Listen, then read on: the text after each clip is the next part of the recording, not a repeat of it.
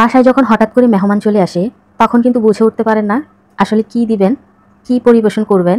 তখন হাতে যদি 5 মিনিট সময় থাকে তাহলে এই রেসিপিটা বানিয়ে কিন্তু আপনি ইজিলি সার্ভ করতে পারবেন। হ্যালো, আসসালামু আলাইকুম এভরিওয়ান। আজকে 5 মিনিটে তৈরি করা যায় এমন একটা নাস্তা রেসিপি শেয়ার করব, আর এটা খেতে কিন্তু অসম্ভব মজার। আশা করি পুরো ভিডিওটা জুড়ে আমার সাথে থাকবেন আর একটা লাইক দিয়ে ভিডিওটা কন্টিনিউ করবেন। তাহলে কথা না বাড়িয়ে চলুন মূল রেসিপিতে চলে যাই। এই মজাদার আর খুব সহজে বানানো যায় এই রেসিপিটা কিভাবে আপনারা তৈরি করবেন সেটাই দেখাবো। এই নাস্তাটা উপরে হবে সুপার ক্রিস্পি আর ভিতরে হবে রসালো, যেটা মুখে দিলেই কিন্তু অন্য জগতে হারিয়ে যাবেন। কথা না বাড়িয়ে চলুন রেসিপি দেখে নেই। প্রথমে আমাদের শিরা করে নিতে হবে। এখানে আমি একটা প্যান বসিয়ে দিয়ে দিলাম 1 কাপ চিনি আর আধা কাপ পানি, এলাচ দিয়ে দিলাম 3 থেকে 4টা। এখন নেড়ে চেড়ে বলক উঠিয়ে নিতে হবে।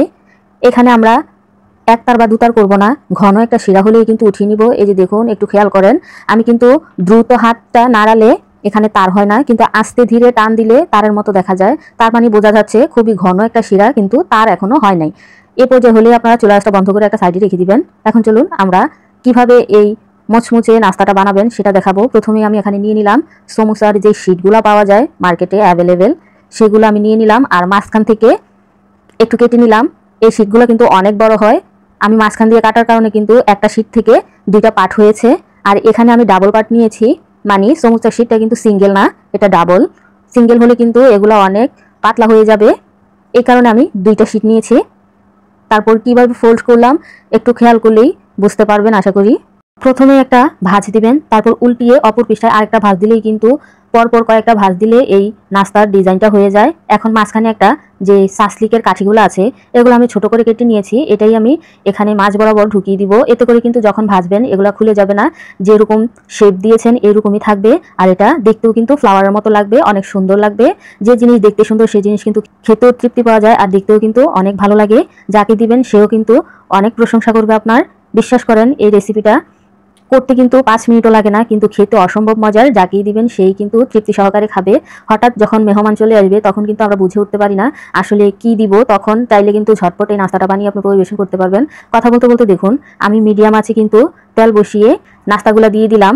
এখানে খুব বেশি গিজিবিজি করে দেওয়া যাবে না, 2 থেকে 3টা দিয়ে মিডিয়াম আছে কিছুক্ষণ ভাজলেই দেখবেন এগুলা অনেক সুন্দরভাবে ক্রিস্পি হয়ে যাবে, তখন উঠিয়ে নেবেন। আর এক বেশ উঠানোর পর আমি একই তেলের মধ্যে আরও কয়েকটা দিয়ে দিব। আর এরই ফাঁকে গরম থাকতে থাকতে কিন্তু আমরা এই নাস্তাগুলা শিরার মধ্যে দিয়ে দিব। আর এই পর্যায়ে শিরাটা কিন্তু ঠান্ডা থাকবে আর আমাদের নাস্তাগুলো থাকবে গরম।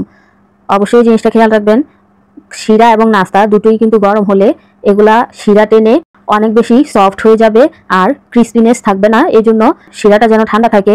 আর শিরার মধ্যে আমাদের নাস্তাগুলা দেওয়ার সাথে সাথেই কিন্তু উল্টে দিয়ে আবার উঠিয়ে নিতে হবে, এখানে কিন্তু দেরি করলে হবে না, তাহলেই কিন্তু এই নাস্তাগুলো অনেক ক্রিস্পি থাকবে।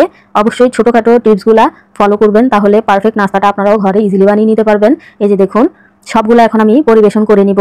কি বললাম না, মাত্র হাতে 5 মিনিট সময় থাকলে এই নাস্তাটা কিন্তু আপনিও বানিয়ে পরিবেশন করতে পারবেন। এখন দেখলেন তো কতটা ইজি।